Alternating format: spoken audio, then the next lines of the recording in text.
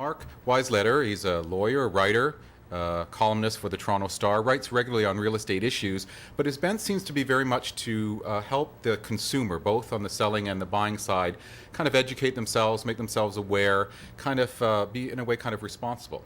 Now he's written this really interesting book, and it's called Put the Pen Down, What Home Buyers and Sellers Should Know Before Signing on the Dotted Line.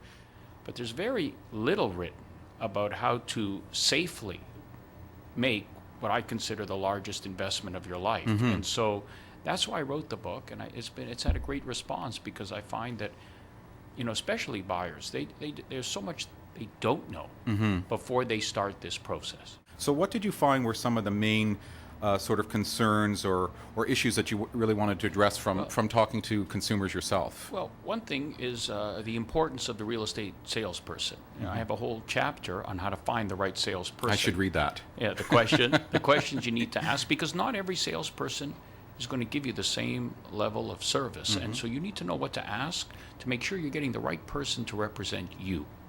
The agreement of purchase and sale to buy a home or a condominium is a contract. It's a very complicated contract, and there's very little written for consumers about it. I devoted a whole chapter to literally explain every clause in that agreement so that a lay person could understand it, what it means, and how it impacts their purchase decision. And demystifying it, breaking it down, making it sort of less intimidating.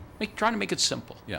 And so that way, if a buyer is educated in advance and knows about the details, then they can make the hard decisions, which is the negotiations of the price. Because really, that's a very, as you know, it's an extremely emotional decision, difficult decision.